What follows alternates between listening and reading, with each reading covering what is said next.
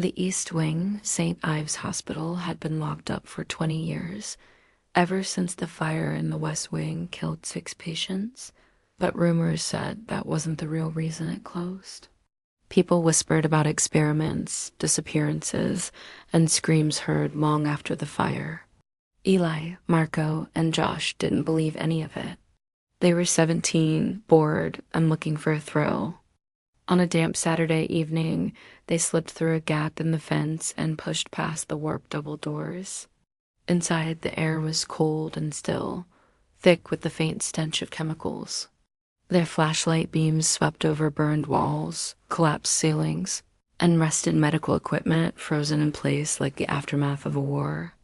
They wandered for nearly an hour before reaching the East Wing, a part of the hospital that the fire hadn't touched. It looked wrong compared to the rest. No graffiti, no dust, and the lights above flickered faintly as if still connected to some unseen power. At the end of the corridor were 3 rooms. Each door stood slightly open.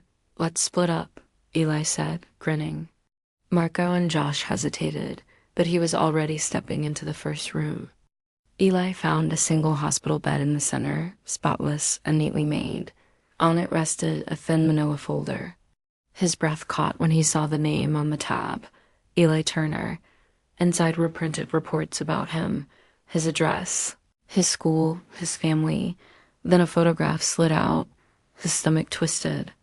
It showed him in his bedroom last winter, holding the lighter he had used to set fire to an abandoned shed. Nobody had ever caught him for it. Nobody was supposed to know. From the second room, Marco's voice trembled.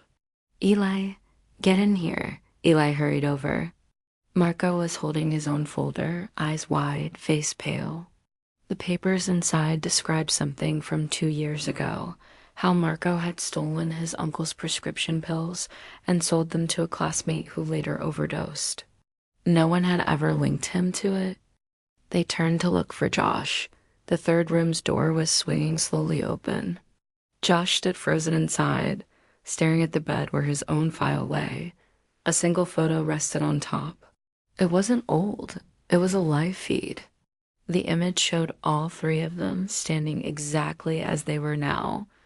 Eli clutching Marco's arm, Marco gripping his folder, Josh staring at the bed. And behind them, in the photograph, a tall shadow was entering the hallway. A cold breath touched the back of Eli's neck.